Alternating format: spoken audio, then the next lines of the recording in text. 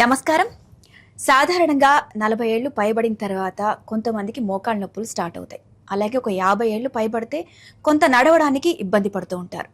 అలాగే మరికొంతమంది 60, 70 ఏళ్ళు వచ్చినాయంటే చాలు అసలు బెడ్ మీద నుంచి కాలు కింద పెట్టి నడవడానికి కూడా చాలా ఇబ్బంది పడుతూ ఉంటారు. అయితే 60, 70 ఏళ్ళు పైబడిన వారు సర్జరీకి వెళ్ళడానికి ఇబ్బంది పడుతూ ఉంటారు. కొంతమంది ఫైనాన్షియల్ ఇబ్బందులు కావచ్చు, కొంతమంది భయపడి కావచ్చు, మరికొంతమంది ట్రీట్మెంట్ చేయించుకుంటే డబ్బులు ఎక్కువైపోతాయి అన్న ఇబ్బందులు కానివ్వండి, లేదా ఆరోగ్య సమస్యలు కానివ్వండి, వీటి వల్ల వెనకడిగేస్తూ ఉంటారు. అయితే సర్జరీ కాకుండా, నీ రీప్లేస్మెంట్ కాకుండా ఈ మోకాళ్ళ నొప్పులకి మరే ఇతరైన ట్రీట్మెంట్ ఉందా లేదా అని తెలుసుకోవడానికి మనతో ఉన్నారు Gaman hospital MD doctor Nandakishore గారు. డాక్టర్ గారిని అడిగి తెలుసుకుందాం. డాక్టర్ గారు, నేను చెప్పింది విన్నారు కదా. సో 40 ఏళ్ళు పైబడగానే కొంతమందికి మోకాళ్ళ నొప్పులు స్టార్ట్ అవుతున్నాయి. వాళ్ళు కొంత కేర్లెస్ చేయగానే, అంటే ఒక 10 సంవత్సరాలు అలా అవగానే మోకాళ్ళ నొప్పులు విపరీతంగా పెరుగుతున్నాయి. వాళ్ళు గనక సర్జరీకి వెళ్ళాలి అనుకుంటే కొంతమంది భయపడుతున్నారు. సో కొంతమంది అసలు చేయించుకోవడానికి ఇష్టపడట్లేదు. సో సర్జరీ కాకుండా మన దగ్గర ఇంకా ఏదైనా ట్రీట్మెంట్ ఉందంటారా? నమస్కారం అండి. చాలా మంచి ప్రశ్న అడిగారు. అయితే ఇప్పటి తరంలో మోకాళ్ళ నొప్పులకి వయసుకి ఏ విధమైన కోరిలేషన్ లేని పరిస్థితుల్లో మనం ఉన్నామండి. 40 సంవత్సరాల వయసులో ఉంటే ఇంతే నొప్పి ఉండాలని కానీ, లేదా 70 సంవత్సరాల వయసులో ఉంటే ఖచ్చితంగా సర్జరీ చేసేయాలనేది కానీ, ఈరోజున్న వాస్తవ పరిస్థితుల్లో ఇది కంప్లీట్గా అపోహ మాత్రమే.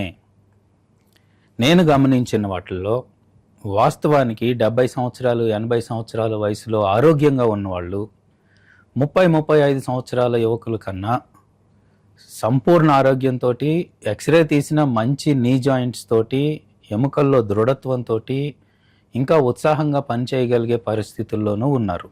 ఉదాహరణకి తెలంగాణ రాష్ట్ర ముఖ్యమంత్రి గారిని తీసుకోండి.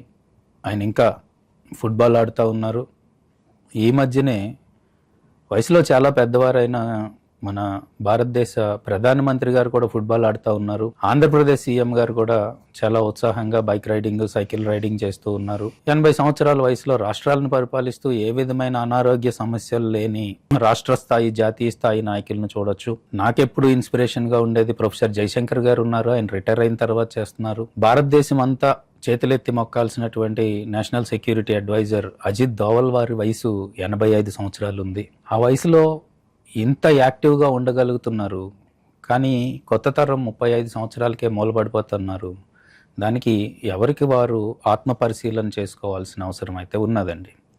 అయితే మోకాళ్ళ నొప్పులకి సంబంధించి మాత్రమే నేను దృష్టిలో పెట్టుకుని దానికి సంబంధించి నేను చెప్పాలి అని అనుకుంటే, మోకాళ్ళని ఎక్స్రే ఆధారంగా థై బోను, షిన్ బోను మధ్యలో ఉన్న స్పేస్ 4 నుంచి 5 mm ఉంటుందండి. అది తగ్గింది అనే దాన్ని దృష్టిలో పెట్టుకుంటే ఎక్స్రేలకు ఆధారంగా 4 గ్రేడ్స్గా చూస్తారు. Grade 1, grade 2, grade 3, grade 4. నార్మల్గా ఉంది గ్రేడ్ 1, 25% మాత్రమే అరిగింది గ్రేడ్ 2, 75% అరిగింది గ్రేడ్ 3. అసలు ఒక ఎముక మీద రాసుకుపోతూ ఉంది. జాయింట్ అంతా బాగా స్టిఫ్ అయిపోయింది. టెండాన్స్ అన్నీ టైట్ అయిపోయినాయి. పూర్తి స్థాయి నీ మూమెంట్ లేకుండా ఉంది. అడుగు తీసి అడుగు వేయలేకపోతున్నారు. నీ ఫుల్ బెండ్ అయ్యి పూర్తిగా స్ట్రైట్ అయ్యే పరిస్థితి లేదు. మోకాళ్ళలో వంపులు వచ్చేసినాయి. ఇది మనం గ్రేడ్ 4 కింద గమనించాల్సిన పరిస్థితి ఉంటుందండి. సాధారణంగా డీజనరేటివ్ ఆర్థరైటిస్లో ఇవి 4 స్టేజెస్. ఈ స్టేజెస్ పూర్వం మనకి వయసుతో పాటుగా ఉండేవి. కానీ ఇప్పుడున్న లైఫ్ స్టైల్ వల్ల కానీ, ఆహారపు అలవాట్లు కానీ, వ్యాయామాల వల్ల కానీ, వారికి ఉండే ఇతర ఆరోగ్య సమస్యలు త్వరగా రావటం వల్ల కానీ, ఉదాహరణకు ఎర్లీ ఇన్సిడెన్స్ ఆఫ్ డయాబెటీస్ ఇప్పుడు 30 సంవత్సరాలు రాగానే చూసే పరిస్థితి ఉన్నదండి. మనము హైదరాబాద్ ముఖ్యంగా ప్రపంచ డయాబెటిక్ క్యాపిటల్గా మారే పరిస్థితుల్లో ఉన్నాము. ఇక్కడ ఉండే ఆహారపు అలవాట్లు, ఒత్తిడి, వ్యాయామం లేకపోవటము, ఈ అనేక రకాల కారణాలతో ఉన్నాం. ఎప్పుడైతే డయాబెటీస్, హైపర్ టెన్షన్, థైరాయిడ్ లాంటి సమస్యలు మనకి మొదలైనయో, అవి కాళ్ళ యొక్క కండరాల బలాన్ని తగ్గించేయటం, ఎముకల్లోని బలాన్ని తగ్గించేయటం, ఒత్తిడికి గురి చేయటం, నిద్రలేమి. ఇప్పుడున్న ఐటీ ఎంప్లాయీస్ అందరూ 12 ఈజ్ ద మోడర్న్ 6 PM అయిపోయింది. Midnight 12 is modern 6 PM. ఇలాంటి కారణాల వల్ల సమతుల్యత దెబ్బతినడం, ఓవరాల్గా వారి ఆరోగ్యపు స్థితి దెబ్బతినడం, ఫిట్నెస్ తగ్గిపోవడం లాంటి కార్యక్రమాలు చాలా తీవ్రంగా ఉన్నాయి. మనము గ్రామ స్థాయిలో చూసినట్లయితే ఒక 3-4 సంవత్సరాల పసిపాపని చంకనెత్తుకొని వ్యవసాయం పనులు చేసుకున్న తల్లి ఎవరైనా ఒక నీళ్ల బిందెని కూడా పెట్టుకొని పశుగ్రాసాన్ని కూడా నెత్తి మీద పెట్టుకుని నడుస్తూ చూడడం అన్నది సర్వసాధారణంగా సహజంగా గ్రామాల్లో మనం చూసే కార్యక్రమం. పసిబిడ్డ ఒక 15 కేజీలు, నీళ్ల బిందె ఒక 30 కేజీలు, పశుగ్రాసం కానీ ఇంకొకటి కానీ ఇంకొక 15 కేజీలు, అంటే 30 నుంచి 30 వరకు 60 కేజీల బరువు తీసుకుని 4-5 కిలోమీటర్లు పాటలు పాడుకుంటూ కబుర్లు చెప్పుకుంటూ నడవగలిగే ఫిట్నెస్ ఉన్న భారతీయ మహిళా మనులు ఇప్పుడు అదే పని చేస్తే అక్కడి నుంచి 5 నుంచి 10 అడుగులు వేసే దూరంలోనే కుప్పకూలిపోయే స్థితిలో మనం ఉంటే, ఇది భారతదేశపు యొక్క యువత యొక్క ఫిట్నెస్కి మనకి అద్దం పడుతుంది. దీన్ని మనం ప్రధానంగా గమనించాలి. దీన్ని దాటి కనుక మనం ముందుకెళ్ళినట్లయితే వయసుతో నిమిత్తం లేకుండా వాళ్ళకున్న జాయింట్ ఆర్థరైటిస్ స్థితిని బట్టి మనము వారికి వైద్యాన్ని అందించాల్సిన పరిస్థితులు ఉంటాయి. బాగా తీవ్రమైన స్టేజ్ 4 అయితే తప్ప సింపుల్ పెయిన్ మేనేజ్మెంట్ కానీ, టోపికల్ ఆయింట్మెంట్స్ కానీ, నీ బ్రేసెస్ అప్లై చేసుకోవడం ద్వారా కానీ, ఫిజియోథెరపీ సక్రమంగా చేసుకోవడం కానీ, వీటితో పాటుగా ఆహార నియమాలు పాటించడం ద్వారా కానీ, ఉదయాన్నే లేచి కొద్దిగా వ్యాయామం చేసుకోవడం ద్వారా కానీ మనము సంపూర్ణమైన ఆరోగ్యాన్ని తిరిగి తెచ్చుకోవాలండి. మోకాళ్ళ నొప్పి అనేది ఒక మోకాళ్ళ నొప్పి అని మాత్రమే చూసినట్లయితే మనం అసలు సమస్య నుంచి దూరం జరిగిపోతున్నాం. మోకాళ్ళ నొప్పి వీరి ఆరోగ్యపు స్థితికి, ఫిట్నెస్కి, డ్యామేజ్ అయిపోయిన స్థితికి మొదటి సూచికగా మనము మోకాళ్ళ నొప్పిని గమనించుకోవాల్సి ఉంటుంది. అయితే స్టేజ్ 2, స్టేజ్ 3 ఈ 2 విభాగాల్లోనూ అన్నిటికీ ఒకటే మందు అన్నట్టు నీ రీప్లేస్మెంట్ మాత్రం ఖచ్చితంగా కాదండి. చాలా సింపుల్ విస్కస్ సప్లిమెంట్స్ లాంటివి ఉన్నాయి. ఇంట్రాఆర్టికులర్ తప్పని పరిస్థితుల్లో ఇన్ఫెక్షన్ లేనియి, ఇన్ఫ్లమేషన్, వాపు మాత్రమే ఉన్న సందర్భాల్లో సరైన వైద్య నిపుణుల యొక్క పర్యవేక్షణలో ఇంట్రాఆర్టికులర్ స్టెరాయిడ్స్ కూడా కొద్ది మందికి ఉపయోగపడతాయి. కానీ పదే స్టెరాయిడ్స్ జాయింట్లోకి ఇవ్వడాన్ని నేను ఖచ్చితంగా వ్యతిరేకిస్తాను. ఇవి కాకుండా మరింత క్షేమమైనది, మంచి కలిగించేది platelet rich plasma PRP injections కూడా మనం ఖచ్చితంగా ప్రయత్నం చేసి చూడొచ్చండి. ఇది దాటిన తర్వాత genicular nerve block, radio frequency ablation లాంటి అత్యంత అధునాతనమైన వైద్య విధానాలు అందుబాటులో ఉన్నాయి. 180 మందికి వీటి ద్వారా మాత్రమే మనం సంపూర్ణంగా నయం చేసుకోవచ్చు. వాళ్ళు తిరిగి పూర్తిగా కోలుకుంటారు. 5 నుంచి 12 కిలోమీటర్లు నడవగలుగుతారు. 20 నుంచి 40 మెట్లు ఎక్కగలుగుతారు. సంపూర్ణ ఆరోగ్యాన్ని తిరిగి సంపాదించుకోవడానికి మోకాళ్ళ యొక్క పటిష్టతని మనము ఒక బండగుర్తుగా మనం పెట్టుకున్నట్లయితే తిరిగి వాళ్ళ యాక్టివ్ లైఫ్ స్టైల్ని అచీవ్ చేసుకోవడం ద్వారా నార్మల్ లైఫ్ని గడపగలుగుతారు. తప్పని పరిస్థితుల్లో స్టేజ్ 4 స్టిఫ్ అయిపోవడం, డిఫార్మిటీస్ కూడా రావటము, కదలలేని పరిస్థితుల్లో ఉన్నప్పుడు నొప్పి ఒకటే సమస్య కాదండి, అన్ఇంటెన్షనల్ ఫాల్ ఉంటుంది. పెద్దవాళ్లలో మంచం మీద నుంచి లెగిసి 2 అడుగులు వేసే క్రమంలో అక్కడ పడిపోయి హిప్ ఫ్రాక్చర్ కానీ, హెడ్ ఇంజరీ కానీ, నెక్ ఇంజరీ కానీ తెచ్చుకునే ప్రమాదాల్లో ప్రాణాలకే ప్రమాదం వచ్చే పరిస్థితులు ఉంటాయి. కనుక రాత్రిపూట కూడా ఈ ఆర్థరైటిస్ వల్ల తీవ్రమైన నొప్పితోటి వాళ్ళు బాధపడుతున్న క్రమంలో, పూర్తిగా జాయింట్ మూమెంట్ లేని క్రమంలో, స్టిఫ్ అయిపోయిన జాయింట్స్ ఉన్న క్రమంలో, డిఫార్మిటీస్ ఉన్న క్రమంలో స్టేజ్ 4 అన్నది కన్ఫర్మ్ అయితే వారిలో వీలైనంత త్వరగా టోటల్ నీ రీప్లేస్మెంట్ సర్జరీ చేయించి తిరిగి నడిపించుకోవడం ద్వారా, ఫాల్ ప్రివెన్షన్ ప్రోగ్రామ్ ఇంప్లిమెంట్ చేసుకోవడం ద్వారా, చక్కటి ఫిజియోథెరపీ పెట్టుకోవడం ద్వారా, షుగర్, బీపీ, థైరాయిడ్, కొలెస్ట్రాల్ లాంటి మిగిలిన మెడికల్ కండిషన్స్ని అదుపులో ఉంచుకోవడం ద్వారా ఖచ్చితంగా 100 సంవత్సరాల సంపూర్ణ ఆరోగ్య జీవితాన్ని వాళ్ళు ఎంజాయ్ చేసే విధంగా ఇప్పుడున్న వైద్య విధానాలతోటి మనం వారిని కాపాడుకోవచ్చు. ఓకే డాక్టర్ గారు, ఇప్పుడు చాలా మంది ఒక 60-70 ఏళ్ళు పైబడిన వాళ్ళు డాక్టర్ దగ్గరికి వెళ్ళినప్పుడు చాలా పెయిన్ వస్తుందని చెప్తూ ఉంటారు. సో వాళ్ళకి కొంతమంది డాక్టర్ సజెస్ట్ చేసేది ఏంటంటే నీ రీప్లేస్మెంట్ చేయించుకోండి అని చెప్పి. అసలు నీ రీప్లేస్మెంట్ అనేది ఏ పొజిషన్లో ఉన్నప్పుడు చేయించుకోవచ్చు అంటారు? చాలా మంచి ప్రశ్న అడిగారమ్మా. ఇందాక చెప్పినట్లు వయసు ఒక ప్రధానమైన అంశంగానే మనం గమనించాలి. 70 సంవత్సరాల వయసు వచ్చిందంటే 70 సంవత్సరాల వయసుకి తగ్గ శరీరంలోని మార్పులు వస్తూ ఉంటాయి. మోకాళ్ళలో కూడా ఖచ్చితంగా అడ్వాన్స్డ్ మార్పులు ఉండొచ్చు. కానీ ఏజ్ ఒకటి ఉన్నది కాబట్టి ఖచ్చితంగా సర్జరీకి వెళ్ళడం అనే దాంట్లో నేను వ్యతిరేకం. ఏజ్ ఉన్నప్పటికీ మిగిలిన ఆరోగ్యాన్ని మనం గమనించుకోవాలి. షుగర్ ఉందా, ఎన్ని సంవత్సరాల నుంచి ఉంది, ఎన్ని సంవత్సరాల నుంచి ఉంటే ఎంత కంట్రోల్ ఉంది, అంటే HbA1c కంట్రోల్లో ఉందా లేదా, అలాగే బీపీ ఎంతకాలం నుంచి ఉంది, వాళ్ళు ఏమన్నా బ్లడ్ థిన్నర్స్ వాడుతున్నారా, థైరాయిడ్ లాంటి సమస్యలు ఏమన్నా ఉన్నాయా, ఇంతకుముందు కార్డియాక్ ప్రాబ్లమ్స్ ఏమన్నా ఉండి స్టంట్స్ లాంటివి ఏమన్నా వేసారా, లివర్ ప్రాబ్లమ్స్ ఏమైనా ఉన్నాయా, ఎలాంటి వృత్తిలో ఉన్నారు, వారి జనరల్గా ఉండే వారికి కండరాల్లో బలం ఎంత ఉంది, ఎముకల్లో బలం ఎంత ఉంది, ఇలాంటి లైఫ్ స్టైల్ ఇష్యూస్ అన్నీ కూడా మనం పరిగణనలోకి తీసుకోవాలి. అలాగే ముఖ్యంగా నీ వరకు సంబంధించింది అయితే ఎక్స్రేల్లో స్పష్టమైన గ్రేడ్ 4 అనేది ఉందా లేదా. మనం మస్కులోస్కెలిటల్ అల్ట్రాసౌండ్ చేస్తే అక్కడ ఉన్న కార్టిలేజ్ డిజింటిగ్రేషన్ కంప్లీట్గా పోయినట్టు మీకు అనిపించిందా. తప్పని పరిస్థితుల్లో అడ్వాన్స్డ్ ఇన్వెస్టిగేషన్స్లో కూడా అదే విధమైన మార్పులు మనకి గమనించాయా. అన్నిటికన్నా ముఖ్యంగా తీవ్రమైన నొప్పితో బాధపడుతూ ఉన్న పరిస్థితి ఉందా, మోకాళ్ళ జాయింట్ మూవ్మెంట్ కంప్లీట్గా తగ్గిపోయింది. ఇలాంటివి ఉన్న సందర్భంలో టోటల్ నీ రీప్లేస్మెంట్ సర్జరీ అనేది వాళ్ళకు ఉన్న వరం, ఖచ్చితంగా చేసుకోవచ్చు. టోటల్ నీ రీప్లేస్మెంట్ అనేది అత్యంత సురక్షితమైన సర్జరీ. కానీ నిపుణులైన వైద్య బృందంతో ప్రీ అనస్థీషియా చెకప్ గట్టిగా చేయండి. వ్యక్తిగత శ్రద్ధ పెట్టే సంస్థల్లో మాత్రమే చేయించుకోండి. మేము రోజుకి 100 సర్జరీలు చేస్తాము, 200 సర్జరీలు చేస్తాము అని చెప్పే వ్యక్తులు కూడా ఉన్నారు. నేను ఎవరిని తప్పుపట్టే ఉద్దేశం కాదు కానివ్వండి. అలాంటి సందర్భాల్లో సర్జరీ చేసుకున్న పేషెంట్ మీద వ్యక్తిగత శ్రద్ధ ఎంత ఉంటుంది అనేది నాకు అప్పుడప్పుడు ఆశ్చర్యాన్ని కలిగించే విషయం. వ్యక్తిగత శ్రద్ధ పెట్టే వైద్య బృందం ఉన్న చోట మనం సెలక్షన్ చేసుకోవాలి.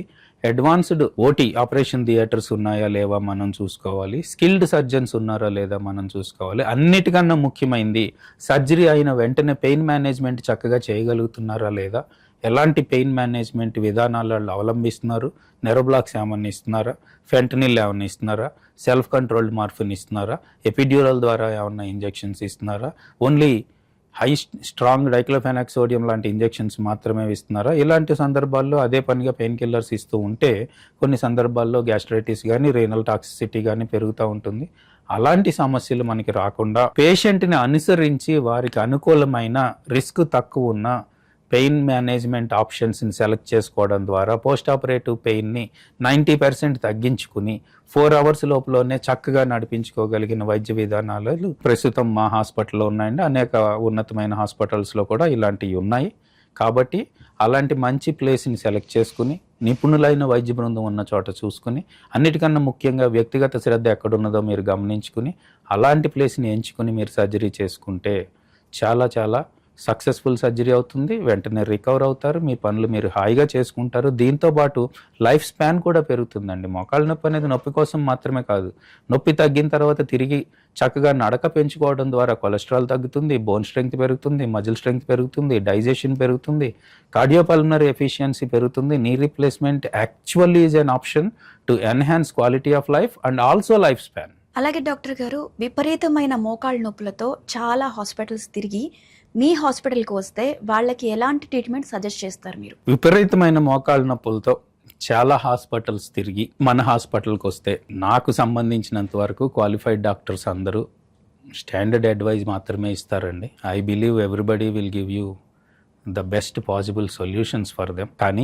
రకరకాల కారణాల చేత వారి నమ్మకాన్ని గెలుచుకోలేకపోయారు అనేది నేను అనుకుంటాను. అలాగా నమ్మకాన్ని గెలుచుకోలేకపోయిన పరిస్థితుల్లో ఉంటే వారికి మనసులో ఉన్న భయమో, బాధో, ఇంకొక రకమైన ఇబ్బందులో, లేదంటే వారికి ఇంతకు ముందు తెలిసిన వాళ్ళకి జరిగిన సర్జరీ తాలూకు సమస్యలో ఎక్కడో అంతర్గతంగా వారిని వేధిస్తూ ఉంటాయి. వాళ్ళు ఒక్కొక్కసారి తిరిగి చెప్పలేరు. అందుచేత మనకి ముఖ్యంగా ఏం చేయాలంటేనండి, ఏదైనా తీవ్రంగా దీర్ఘకాలికంగా బాధపడుతున్న వ్యక్తులకి భయము, ఆందోళన ఉండడం సహజం. వారికి సంబంధించిన పాత హిస్టరీ సెలెక్ట్ చేసుకోవటం, వీరి మనసులోని భయాందోళనలు కూడా తెలుసుకోవటం, ఆ సమయానికి ఇక్కడ మనం దగ్గరుండి మనం చేసే ట్రీట్మెంట్ ఆప్షన్స్ ఏంటి మరింత వివరంగా చెప్పటం, పేషెంట్ యొక్క ఆరోగ్యపు స్థితిని మనం మరింత వివరంగా చెప్పటం, వారి సందేహాల నివృత్తికి ఎవిడెన్స్ ప్రాక్టీస్ ఏమేమి ఉన్నాయో చూడడం.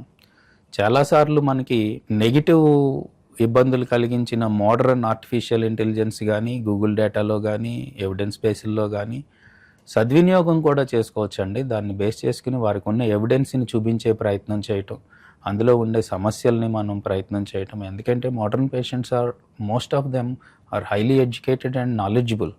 ఈ ఒక్క విషయాన్ని కూడా వైద్యులు ఎప్పుడూ మర్చిపోకూడదు. They have in depth knowledge, maybe more than the doctor himself. So వారి మనసులో ఉన్న ఆలోచనలు ఏంటో మనం తెలుసుకుని దానికి గనక మనము సరి అయిన మార్గాల్ని సూచించినట్లయితే they will gain the confidence. Number 2, ఆ తర్వాత వారికి మంచి టీం తోటి ఆ నమ్మకాన్ని నిలబెట్టుకునే ప్రయత్నం చేయడం కూడా హాస్పిటల్ మీదే ఉంటుందండి. సమస్యని క్షుణ్ణంగా పరిశీలన చేయడం ద్వారా we can have a right solution for the person with the specific problem. Okay doctor గారు, ఒక 30 నుంచి 40 ఏళ్ళు పైబడిన వ్యక్తి విపరీతమైన మోకాల నొప్పులతో మీ దగ్గరికి వస్తే అతనికి మీరు ఎలాంటి ట్రీట్మెంట్ సజెస్ట్ చేస్తారు? అంటే ఓన్లీ మంచి ఫుడ్ తీసుకోండి, ఎక్సర్సైజ్ చేయండి ఇలాంటిది సజెస్ట్ చేస్తారా, లేదంటే ట్రీట్మెంట్ పరంగా ఏదన్నా ఇస్తారా? 30 నుంచి 45 సంవత్సరాల మధ్యలో ఉన్న వ్యక్తి తీవ్రమైన మోకాలు నొప్పితోటి వస్తే ఎటువంటి వైద్యం మనం అందించగలుగుతాము అనేది చాలా చక్కటి ప్రశ్న అమ్మ. సాధారణంగా 30 నుంచి 45 ఏళ్ళు వర్కింగ్ ఎంప్లాయీస్ చాలా ధైర్యంగా ఉంటారు, ఆరోగ్యంలో అత్యున్నత స్థితిని వాళ్ళు కలిగి ఉంటారు. ఆ ఏజ్ లో అంత తీవ్రమైన నొప్పి వచ్చింది అని అంటే అందులో ఏమన్నా రొమటాయిడ్ ఆర్థరైటిస్ లాంటి కండిషన్స్ ఎవరైనా మిస్ అయిపోయినారా, ఇన్ఫ్లమేటరీ కండిషన్స్ ఉన్నాయా, గౌట్ లాంటి ఆర్థరైటిస్ ఏమైనా ఉన్నాయా, చిన్న చిన్న మైక్రోస్కోపిక్ ఇంజరీస్ రిపిటేటివ్ గా స్ట్రెస్ అయి ఉన్నదా, కొన్ని సందర్భాల్లో బోనీ ఎడిమా ఉంటుంది మనకి బయటికి కనిపించకుండా ఉంటుంది, అలాంటివి ఏమైనా ఉన్నాయా, లేదా internal sports injuries meniscal injuries జరిగి తీవ్రంగా వస్తూ ఉన్నాయా, లేదు ఇవన్నీ కాకుండా బోన్ ట్యూమర్స్ ఉన్నాయా, లేదా నార్మల్ ఆర్థరైటిసే వీళ్ళు విశ్రాంతి లేకుండా రిపిటేటివ్ గా స్ట్రెస్ చేసుకోవడం ద్వారా పెరుగుతా ఉన్నదా అనే దాన్ని మాత్రం అన్ని వైపుల నుంచి, అంటే medical conditions, infections, inflammation, neoplasm, trauma, మోకాళ్ళ నొప్పులకి రావడానికి ఇంచుమించుగా 200 కారణాలు ఉంటాయండి. అన్ని వైపుల నుంచి క్షుణ్ణంగా మనం అధ్యయనం చేయాలి. అన్ని వైపుల నుంచి చేయడానికి 200 రకాల పరీక్షలు ఏం చేయక్కర్లేదు. ఒక 4-5 సింపుల్ ఎగ్జామినేషన్స్ తోటి అనుభవజ్ఞులైన పేషెంట్ హిస్టరీ నుంచి చాలా జాగ్రత్తగా బాధ్యతాయుతంగా మోకాళ్ళకి ఎగ్జామినేషన్ చేయడం ద్వారా మనము ఖచ్చితంగా సమస్య వైపు అడుగులేయచ్చు. ఆ సమస్యను నిర్ధారణ చేసినట్లయితే ఆ సమస్యకి సొల్యూషన్ చాలా సులువుగా మనం చేయగలుగుతామండి. ఆ కండిషన్ బట్టి ట్రీట్మెంట్. అయితే ఇప్పుడు మీరు అడిగిన ప్రశ్నలో భాగంగా సహజమైన ఆర్థరైటిస్ వల్ల మాత్రమే ఇంత తీవ్రమైన నొప్పి 30 నుంచి 40 ఏళ్ల మధ్యలో వస్తే మీరు ఏం చేస్తారు? 100% కన్జర్వేటివ్ ట్రీట్మెంట్ ద్వారా దాన్ని తగ్గించడానికి ప్రయత్నం చేస్తామండి. అడ్వాన్స్డ్ బ్రేసెస్ ఇవ్వడం ద్వారా కానీ, యాంటీ ఇన్ఫ్లమేటరీస్ ఇవ్వడం ద్వారా కానీ, ఆ పైన ఫిజియోథెరపీ చెప్పడం ద్వారా కానీ, టెన్స్ లాంటి మెషిన్స్ పెట్టుకోవడం ద్వారా కానీ, తగిన విశ్రాంతినిచ్చి మళ్ళీ తర్వాత ఖచ్చితంగా బలోపేతం చేయడం ద్వారా కానీ సాధారణంగా తగ్గించవచ్చు. ఆ స్థితి దాటిపోతే మిగిలిన ఇంట్రాఆర్టికులర్ ఇంటర్వెన్షన్స్ అయితే చాలా రకాలు ఉన్నాయండి. ఇందాకే మాట్లాడుకున్నట్టు విస్కస్ సప్లిమెంట్స్ ఉంటాయి, స్టెరాయిడ్స్ ఉంటాయి, పిఆర్పి ఉంటుంది, స్టెమ్ సెల్ థెరపీ ఉంటుంది, కాదు మంచి బ్రహ్మాస్త్రం లాంటి ఆయుధం ఒకటి ఉందండి, radio frequency ablation associated with PRP లాంటివి చేయడం ద్వారా మనం ఇలాంటి వ్యక్తుల్లో మోకాళ్ళ నొప్పులు తగ్గించుకోవడానికి ఖచ్చితమైన ప్రయత్నం చేయొచ్చు. అయితే దీన్ని మేము ల్యాడర్ మోడల్ అంటామండి. ఐస్ ప్యాక్, పెయిన్ కిల్లర్, నీ బ్రేసు, సింపుల్ ఫిజియోథెరపీ తోటి స్టార్ట్ చేసి కొంత సమయాన్ని వారికి ఇచ్చి అందులో కూడా తగ్గని పరిస్థితుల్లో ఉంటే you have to scale it up and then finally you have to take whatever may be the case. అంటే ఒక్కొక్క ట్రీట్మెంట్ ఇస్తూ వెళ్తూ ఉంటారు, తగ్గకపోతే నెక్స్ట్ ఇంకో ట్రీట్మెంట్కి వెళ్తూ ఉంటారు. అంటే అమ్మ కొన్ని సందర్భాల్లో మనం కొంత విశ్రాంతినిచ్చి ట్రీట్మెంట్ ఇచ్చినప్పుడు ఈ ట్రీట్మెంట్ పనిచేయడానికి కావాల్సినంత వ్యవధిని కూడా మనం ఇవ్వాలి. శరీరం వారికి ఉన్న స్థితిని బట్టి వాళ్ళు రికవర్ అవడానికి 2 వారాలు పట్టొచ్చు, 4 వారాలు పట్టొచ్చు. దాన్ని మనం పేషెంట్కి ఓపికగా ఎడ్యుకేట్ చేయాలి. వారికి కూడా మనం దానికి సంబంధించిన అవగాహన పెంచాలి, మన ప్రయత్నాలు గట్టిగా చేయాలి. అలాంటి సందర్భాల్లో ఖచ్చితంగా రికవర్ అవుతుంది. అంతేకాకుండా బయట రకరకాలుగా మాట్లాడుతున్నట్టు మీరు ఎంత తీవ్రమైన నొప్పితోటి వచ్చినా నేను ఈ రోజే మ్యాజిక్ చేస్తాను, నేను మ్యాజిక్ చేసిన 3 నిమిషాల్లో మీ నొప్పి పోతుంది, మోకాలు కూడా పోతుంది, మీరు పోతారంటే that I leave it to the knowledgeable people. Why it happens, how it happens. వైద్యంలో మ్యాజిక్ ఉండదండి, సైన్స్, రెస్పాన్సిబిలిటీ రెండే ఉంటాయి. మీరు మ్యాజిక్ అన్నారు కాబట్టి ఆర్ఎఫ్ఏ ట్రీట్మెంట్ లో ఇంజెక్షన్ ఇచ్చిన గంటకే లేచి నడుస్తారని అంటున్నారు, మరి అది నిజమంటారా? అది మ్యాజిక్ కాదండి, సైన్స్. రేడియో ఫ్రీక్వెన్సీ అబ్లేషన్ అనేది మిగిలిన వైద్య విధానాలు మనకి తగినంత ప్రయోజనాన్ని కలిగించని పరిస్థితుల్లో, ఎక్స్రేలో గ్రేడ్ 4 ఆర్థరైటిస్, డిఫార్మిటీస్ లేవు అన్న పరిస్థితుల్లో చేసే ఒక అద్భుతమైన వైద్య విధాన ప్రక్రియ. 200 దేశాల్లో చేస్తున్నారండి. రేడియో ఫ్రీక్వెన్సీ అబ్లేషన్ అనేది మోకాళ్ళ నుంచి నొప్పిని పైకి తీసుకెళ్లే నెర్వ్స్ ని రేడియో ఫ్రీక్వెన్సీ ద్వారా దాన్ని నిద్రపుచ్చే ప్రక్రియ. ఇప్పుడైతే పెయిన్ ని పైకి తీసుకెళ్లే పాత్వేని మనం బ్లాక్ చేసామో నొప్పి ఆగిపోతుంది. లోకల్ అనస్థీషియా ఇస్తే ఎలా ఆగుతుందో అలాగే నెర్వ్ని కొన్ని నెలల పాటు, కొన్ని సందర్భాల్లో కొన్ని సంవత్సరాల పాటు నొప్పి తీసుకెళ్లకుండా ఉంటుంది, కానీ స్పర్శ రిటైన్ అయి ఉంటుంది. ఎప్పుడైతే నొప్పి పైకి వెళ్లకుండా ఉంటుందో ఈ నొప్పికి స్పందించి కొన్ని కండరాలు టైట్ అయిపోవడం, జాయింట్స్ టైట్ అయిపోవడం, స్టిఫ్ అయిపోవటము, దీని ద్వారా కదలిక లేకపోవడం వల్ల కండరాల బలం తగ్గిపోవటం లాంటి అనేక సైడ్ ఎఫెక్ట్స్ని మనం రివర్స్ చేయొచ్చు. సో పెయిన్ లేకుండా ఉంటుంది, మజిల్ స్ట్రెంగ్థనింగ్ అవుతుంది, జాయింట్ మొబిలైజేషన్ వస్తుంది. కొన్ని వేల మంది ఈ ఆర్ఎఫ్ ప్రక్రియ ద్వారా మా హాస్పిటల్లో కంప్లీట్గా రికవర్ అయ్యి నార్మల్ జీవితాన్ని గడుపుతూ ఉన్నారండి. They are best example. అయితే ఇందులో సీక్రెట్ ఏంటంటే you have to choose the right patient at the right time for this procedure. అంటే కొన్ని సంవత్సరాల నుంచి కూడా నొప్పి ఉండి ఈ ఆర్ఎఫ్ఏ ఇంజెక్షన్ ఇచ్చిన తర్వాత వెంటనే ఎలా తగ్గుతుంది అంటారు? అంటే ఆ ప్రాసెస్ ఏంటి? ఆర్ఎఫ్ఏ అనేది అక్కడ నుంచి నెర్వ్, అంటే మనకి పెయిన్ని పైకి తీసుకెళ్లే నెర్వ్ ఫైబర్స్ని మనం ఇన్యాక్టివేట్ చేస్తున్నామండి. అందుచేత పెయిన్ అనేది ఇంకా పైకి పోదు. అప్పుడు అక్కడ కావాల్సిన ఫిజియోథెరపీ చేసుకోవడం, ఎక్సర్సైజులు చేసుకోవడం, బ్రేస్ చేసుకోవడం ద్వారా మీకు జాయింట్ ప్రొటెక్షన్ వస్తుంది. పెయిన్ కాజింగ్ కెమికల్స్ ఎక్కడున్నా కానీ దే కాజ్ ఇంటర్నల్ డ్యామేజ్ అండి, కొలెటరల్ డ్యామేజ్ అంటాము. ఆ జాయింట్ డ్యామేజ్ కూడా ఆగిపోతుంది. ఎప్పుడైతే పెయిన్ ఉందో ఇన్ఫ్లమేటరీ సూప్ వస్తుందండి దాన్ని ప్రొటెక్ట్ చేయడానికి. Inflammatory soup causes muscles to go down, bones to go down, bone densities పోతాయి, మజిల్ పోతుంది, ఇంటర్నల్ జాయింట్ డ్యామేజ్ అయిపోతూ ఉంది. అందుచేత నొప్పిని ఆపి జాయింట్ని ప్రొటెక్ట్ చేసుకుని ఎక్సర్సైజ్ జాగ్రత్తగా చేసుకుంటే దే రికవర్ వెల్. అంటే నొప్పిని ఆపడం వల్ల అంటే నీ దగ్గర ఏదైతే చర్మం కానీ లేదంటే కండరాలు కానీ ఇవన్నీ మొద్దుబారిపోయి ఉంటాయి అంటారా ఆ టైం వరకు? అంటే మీరు గమనించాల్సింది ఏంటంటే నెర్వ్స్ రెండు రకాలు ఉంటాయండి. ఒకటి స్పర్శని పైకి తీసుకెళ్లేది, రెండు నొప్పిని పైకి తీసుకెళ్లేది. సో మీకు సెన్సేషన్ ఏ విధమైన మార్పులు రావు. సెలెక్టివ్ గా పెయిన్ పైకి తీసుకెళ్లే ఫైబర్స్ ని మాత్రమే చేస్తారు. అందుకనే ఇది స్కిల్డ్ జాబ్. టోటల్ బ్లాకేజ్ అనేది ఉండదండి, నార్మల్ గా ఉంటుంది. సో అది మనం చేయొచ్చు. అలాగే నొప్పిని తీసుకెళ్లే చోట్ల కూడా ఆల్ఫా, బీటా, గామా, డెల్టా అని అనేక రకాల పెయిన్ ఫ్రీక్వెన్సీని బేస్ చేసుకుని తీసుకెళ్లే నెర్వ్ క్లాసిఫికేషన్స్ కూడా ఉంటాయండి. దాన్ని కూడా సెలెక్ట్ చేసుకుని జెనిక్యులర్ నెర్వ్ బ్లాక్స్ ఇస్తారు. ఓకే, ఈ ఆర్ఎఫ్ఏ ట్రీట్మెంట్ వల్ల ఎలాంటి సైడ్ ఎఫెక్ట్స్ ఉంటాయంటారు ఒకవేళ ఉంటే? ఆర్ఎఫ్ఏ ట్రీట్మెంట్కి ఎటువంటి సైడ్ ఎఫెక్ట్స్ లేవండి, completely zero. This is only skilled job. కానీ దీన్ని సరి అయిన పేషెంట్కి మాత్రమే మనం ఉపయోగించుకోవడం ద్వారా కోరుకున్న ఫలితాన్ని పొందుతాము. ఎర్లీ స్టేజ్లో ఉన్న వారికి ఇచ్చిన దాని వల్ల ప్రయోజనం లేదు. కంప్లీట్ స్టేజ్ 4లో చేంజెస్ వచ్చేసిన వాళ్ళకి ఇచ్చిన వాళ్ళు కూడా ఎటువంటి ప్రయోజనం లేదు. జాయింట్ స్పేస్ బలంగా ఉండి సాఫ్ట్ టిష్యూ వల్ల కానీ, బోన్ డెన్సిటీ తగ్గిపోవడం వల్ల కానీ, బోన్లో స్క్లిరోసిస్ రావడం వల్ల కానీ, స్ట్రెస్ ఫ్రాక్చర్స్ రావడం వల్ల కానీ, తీవ్రమైన నొప్పితో బాధపడుతున్న వారికి కొంతకాలం ఈ నొప్పి లేకుండా మనం చేసినట్లయితే కంప్లీట్గా నీ జాయింట్ రికవర్ అయ్యే అవకాశాలు ఎక్కువగా ఉంటాయి. కాబట్టి వారికి ఏ విధమైన సైడ్ ఎఫెక్ట్ లేకుండా చేయగలిగే అద్భుతమైన వైద్యం.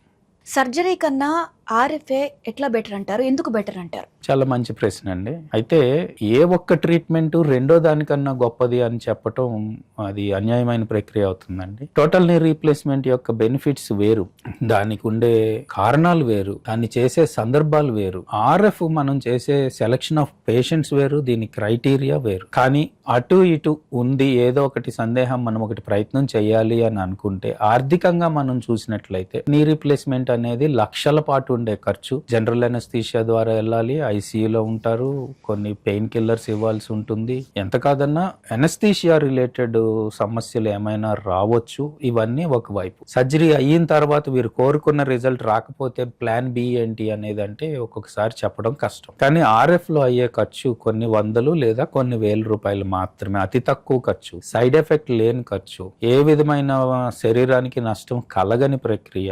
దీనివల్ల ప్రయోజనం వచ్చింది, సంతోషం. రాలేదు, yes you have an option for surgery. So ఈ రెండిటి మధ్యలో నలుగుతా ఉండి ఇదా అదా, అది వల్ల బెనిఫిట్ ఉందా అన్న క్రమంలో స్టేజ్ 4 కానప్పుడు, స్టిఫ్నెస్ లేనప్పుడు, డిఫార్మిటీ కానప్పుడు, ఖచ్చితమైన నియర్ నార్మల్ జాయింట్ స్పేస్లు ఉన్నప్పుడు, రికవరీకి ఛాన్స్ ఉన్నప్పుడు ఆర్ఎఫ్ అనేది ప్రయత్నం చేయడం ఖచ్చితంగా శ్రేయస్కరం. I strongly recommend RF. ఇప్పుడు 100 మందిలో 50 మందికి నీ రీప్లేస్మెంట్స్ నుంచి కనుక కొంతకాలం పోస్ట్పోన్ చేయడానికో లేదంటే దాన్ని అవాయిడ్ చేయడానికి అవకాశం ఉంటే సంతోషం, అతి తక్కువ ఖర్చు. లేదు, you have a better option anyway. కంప్లీట్గా డీజనరేట్ అయిపోయింది, ఖచ్చితంగా సర్జరీకి వెళ్ళండి.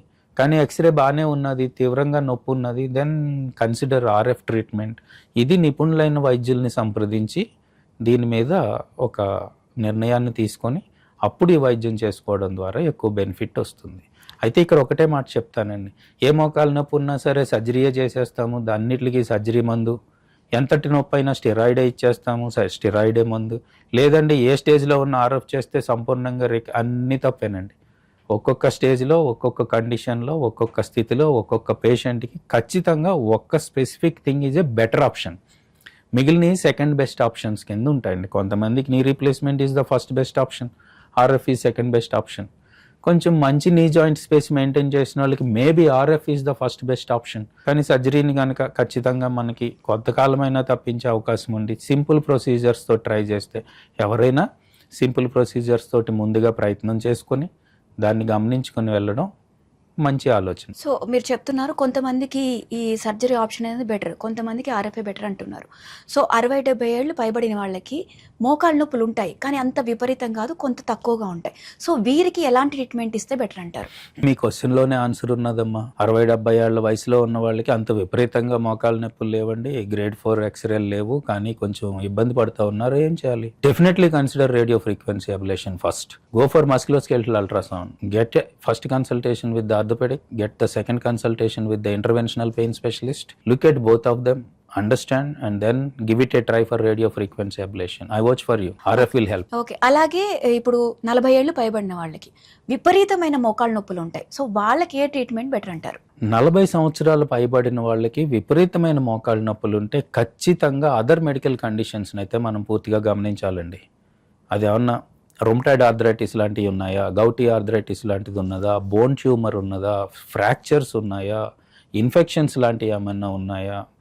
సో కొన్నిసార్లు బోన్ టీబీ కూడా ఉంటుందండి, జాయింట్ టీబీలు ఉంటాయి. అలాంటివి మనం ముందుగా ఖచ్చితంగా దాన్ని రూల్ అవుట్ చేసుకుని, లేదండి డైలీ యాక్టివిటీ ద్వారా మాత్రమే, డీజనరేటివ్ కండిషన్స్ ద్వారా మాత్రమే ఈ మోకాలు నొప్పి వస్తుంది అన్నప్పుడు always try with simple physiotherapy, simple painkillers. You give a good brace, give ultrasound, give TENS, and give good stretches, exercises. Give it for 1 or 2 weeks, and if it is still not helping, then scale it up.